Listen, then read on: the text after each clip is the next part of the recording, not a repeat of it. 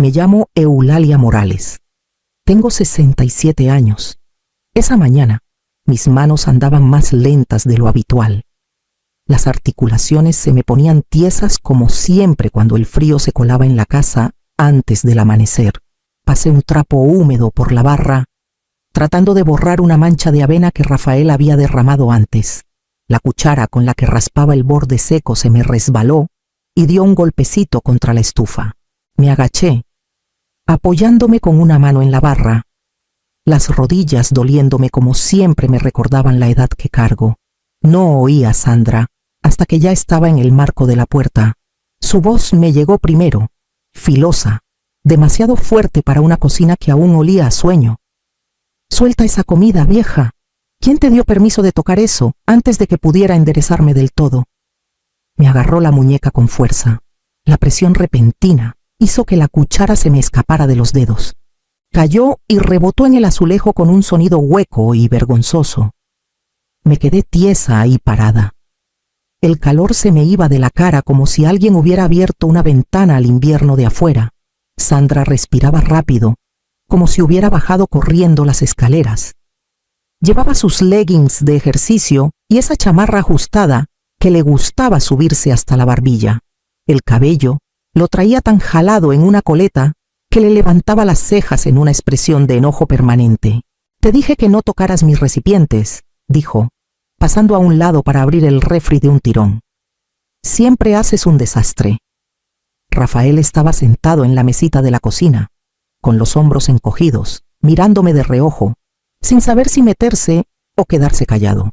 La luz de la pantalla le iluminaba la cara de manera plana y lejana. No levantó la vista, ni cuando Sandra estrelló un recipiente en la barra, ni cuando mi muñeca se puso roja bajo sus dedos. Se quedó quieto como la silla en la que iba sentado. Se me apretó la garganta, tragué saliva con fuerza y di un paso atrás. Sin confiar en mi voz, a mi edad, pensaba que el dolor vendría de las rodillas o de la espalda, no del sonido de mi propio hijo negándose a alzar los ojos.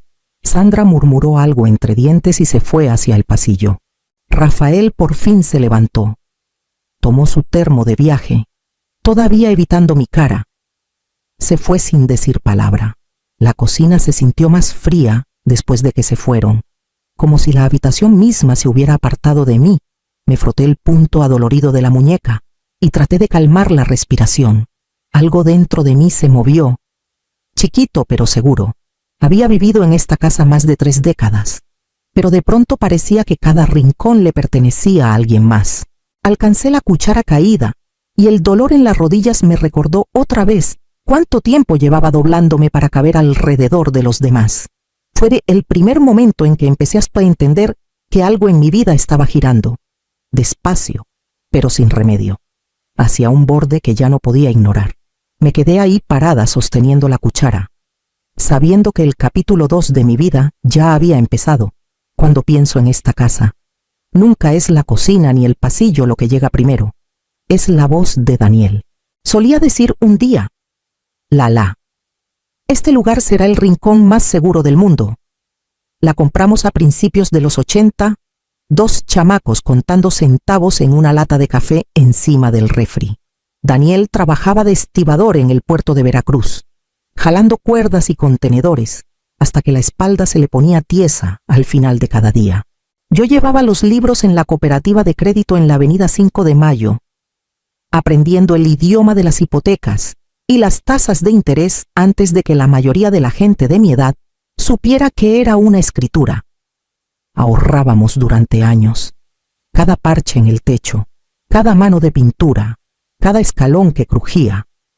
Daniel los tocó con sus manos. Lo recuerdo arrodillado en el piso, con sudor en la frente, diciendo, cuando Rafael crezca, le daremos esta casa, pero solo cuando esté firme, solo cuando esté listo. Rafael era todavía un chamaco, corriendo por el patio con las rodillas raspadas y los bolsillos llenos de piedritas.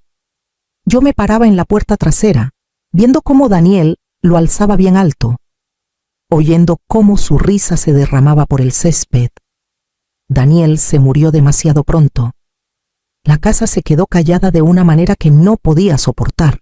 Cuando Rafael llamó años después, diciendo que necesitaba un lugar para volver a pararse, dije que sí antes de que terminara la frase.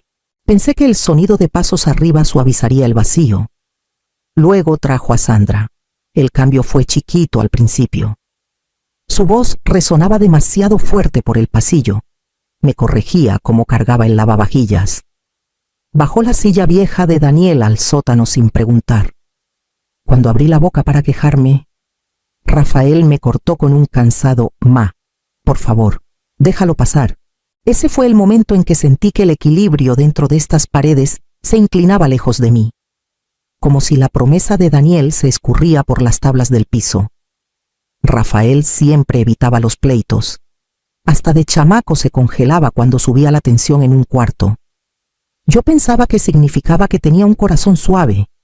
Ahora lo entendía de otra manera. Poco después de la mañana en que Sandra me abofeteó la mano, salí a buscar mis platos de cerámica, los que Daniel me regaló en nuestro 15º aniversario. El armario estaba extrañamente vacío.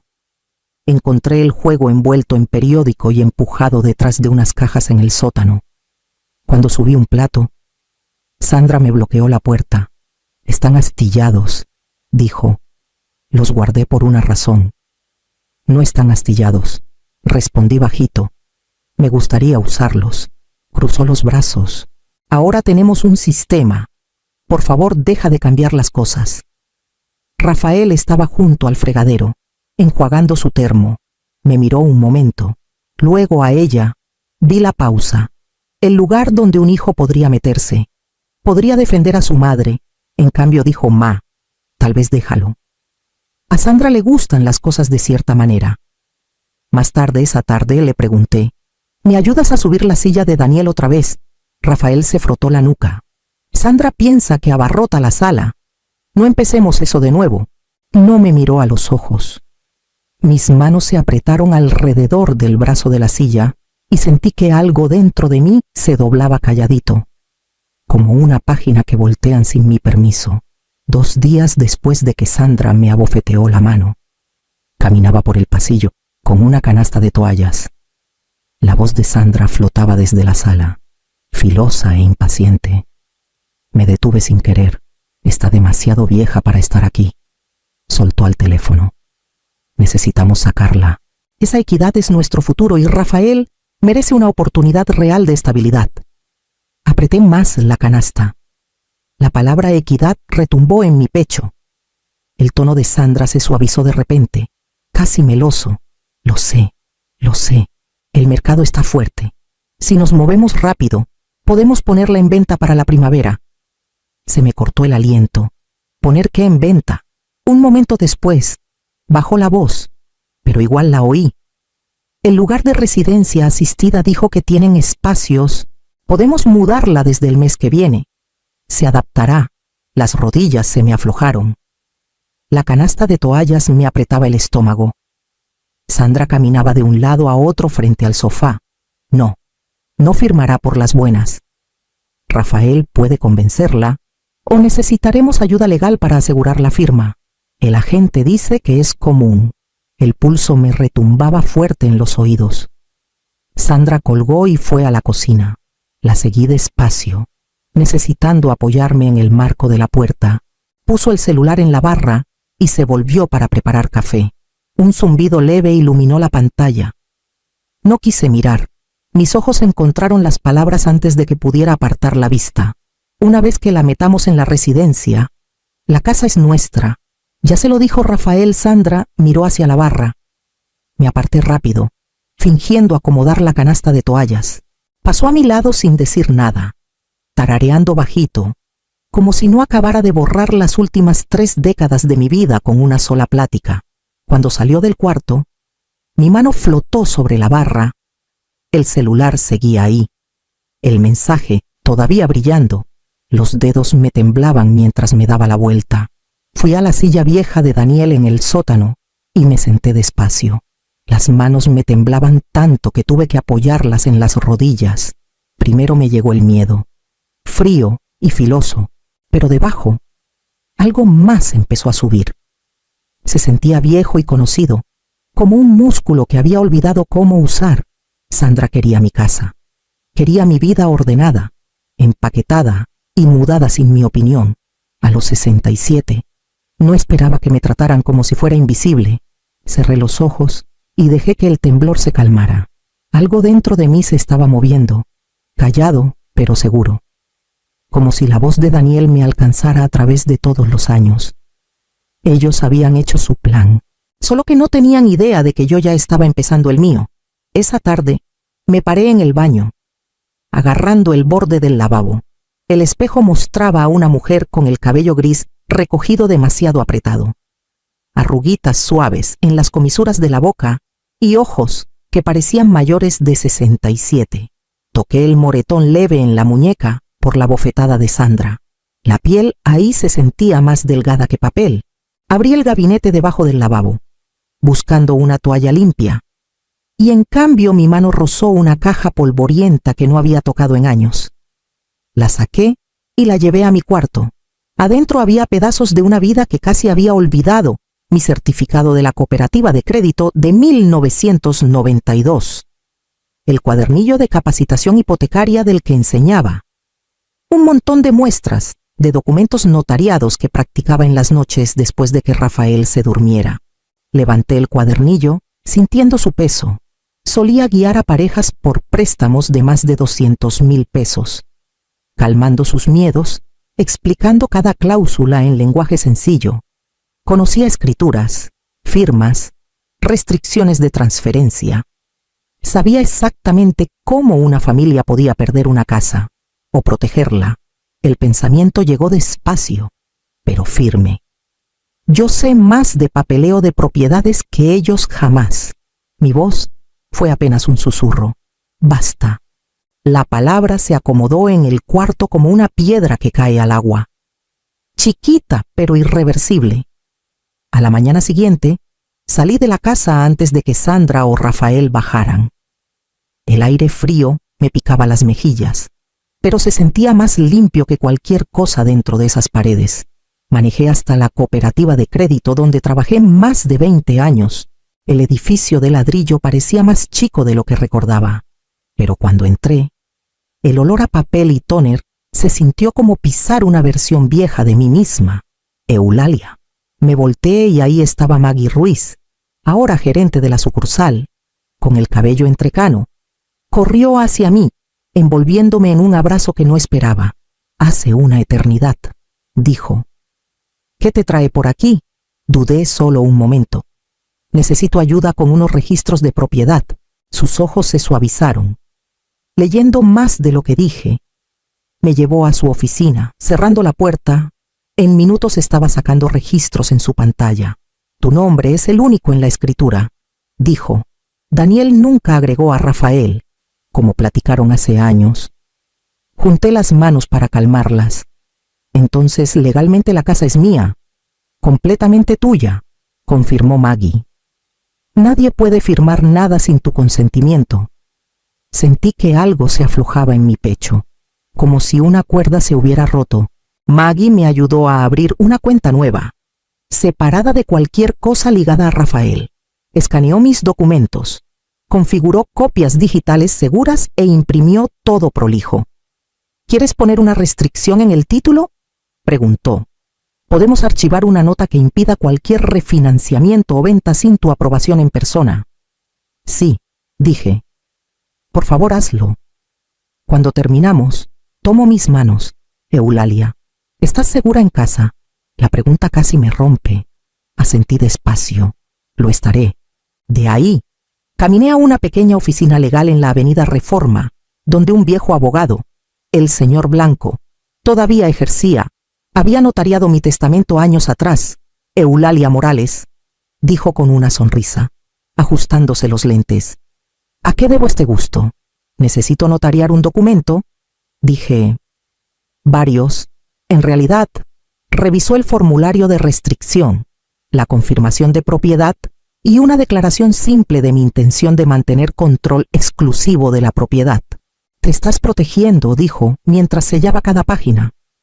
Bien, más gente debería, para cuando salí de su oficina.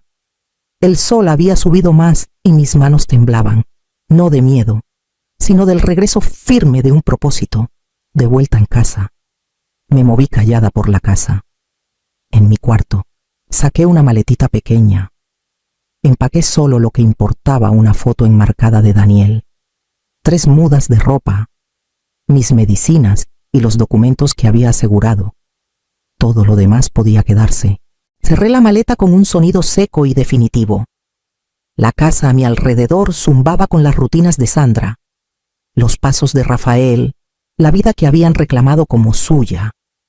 No tenían idea de que el suelo debajo de ellos ya había empezado a moverse, y por primera vez en años me sentí lo bastante firme para pararme. Me desperté antes del amanecer. La casa todavía envuelta en ese silencio pesado al que me había acostumbrado. Las articulaciones protestaron cuando saqué las piernas de la cama. Pero mi mente estaba más afilada que en meses. Me moví despacio, dando tiempo a mi cuerpo para alcanzar la decisión que mi corazón ya había tomado. En la cocina, alcancé el gabinete arriba del refri, el que Sandra insistía en que evitara. Adentro estaban los platos buenos, el juego con borde azul que Daniel me dio en nuestro 15º aniversario. Los saqué con cuidado, dejando que mis manos recordaran el peso de algo que alguna vez fue solo nuestro. La mesa del comedor estaba fría al tacto. Puse los platos con suavidad, uno en cada asiento como si preparara una mañana normal. Luego, fui a mi cuarto y saqué el sobre grueso que había sellado la noche anterior. Sus nombres estaban escritos al frente con letra prolija y firme. Lo puse en el centro de la mesa. Por un momento, me quedé ahí parada, absorbiendo el zumbido callado de la casa y la vida que estaba a punto de reclamar. Mi maleta esperaba junto a la puerta. Se oyeron pasos en las escaleras. Sandra entró primero, con la coleta apretada, la expresión ya impaciente. Vio los platos y soltó una risita corta y burlona. Usando los platos finos ahora. ¿En serio? No me moví. Su sonrisa se tambaleó cuando notó el sobre. ¿Qué es eso?, preguntó, con voz más filosa. ¿Por qué están nuestros nombres? Rafael apareció detrás, frotándose el sueño de los ojos. Su mirada saltó de la mesa a mi cara. Insegura, jalé la silla más cercana y me senté, juntando las manos en el regazo, mi postura firme, mi respiración pareja. Sandra dio un paso adelante. Eulalia, ¿qué estás haciendo? Asentí hacia el sobre, la decisión ya tomada. La verdad que temían esperaba a centímetros de sus dedos, y todo lo que tenía que hacer ahora era dejar que lo abrieran. Los dedos de Sandra flotaron sobre el sobre como si pudiera quemarla. Me miró, esperando alguna señal de debilidad, alguna grieta donde meter su voz. No le di nada. «Ábrelo», dije callada. Lo agarró y lo rasgó con más fuerza de la necesaria. Los papeles se deslizaron sobre la mesa, abriéndose como un abanico blanco delgado. Rafael se acercó, el ceño fruncido, todavía anudando su corbata con una mano. Cuando vio el título en la primera página, la corbata quedó olvidada. «Eulalia», murmuró. «¿Qué es esto?» Sandra leía más rápido que él. Sus labios se retrajeron mientras sus ojos volaban por la página. «No», susurró. «No, esto es ridículo. No puede ser real». «Es real», respondí. Cada palabra. Estrelló el primer documento en la mesa. «Esto dice que eres la única dueña. Única dueña. Que la casa está completamente a tu nombre». Rafael parpadeó ante la página. Pero yo pensaba. «Pensaste mal», dije, manteniendo la voz pareja. «La edad te enseña a elegir el tono en vez del volumen». Sandra agarró el siguiente documento. «¿Y esto qué es? ¿Una restricción legal? ¿Bloqueaste cualquier venta o refinanciamiento?»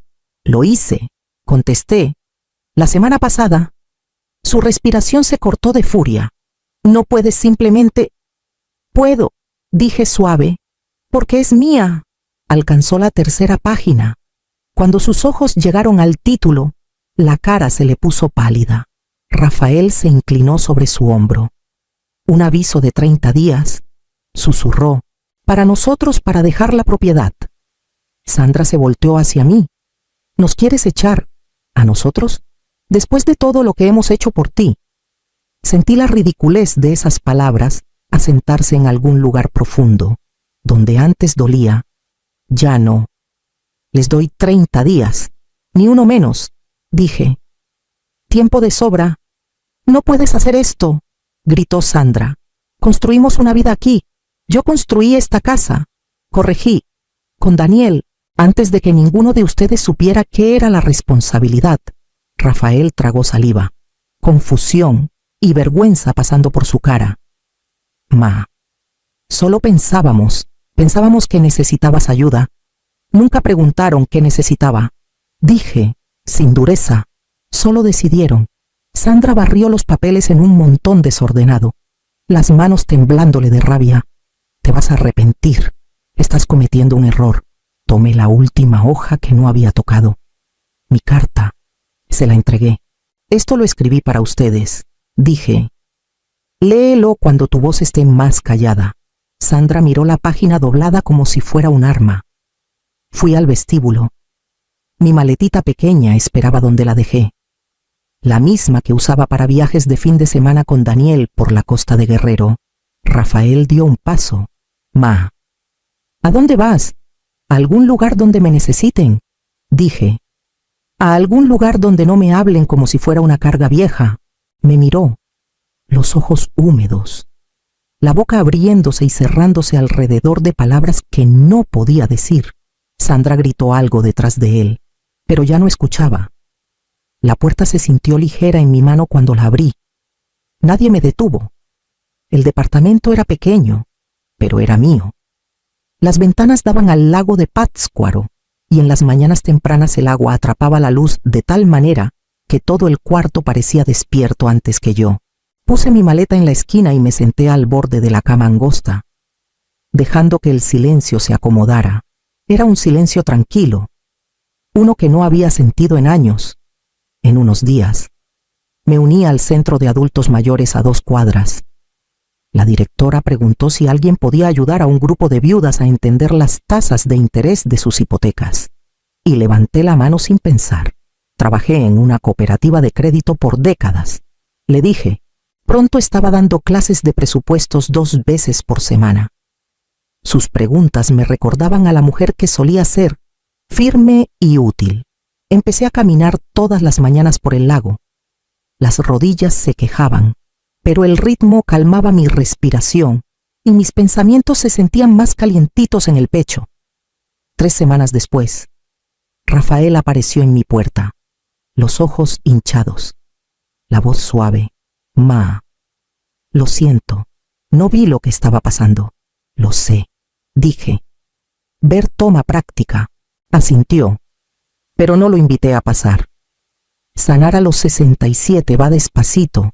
Esa noche, encendí la lamparita pequeña junto a la ventana. Su brillo llenó el cuarto. No como señal para nadie más, sino como promesa para mí misma.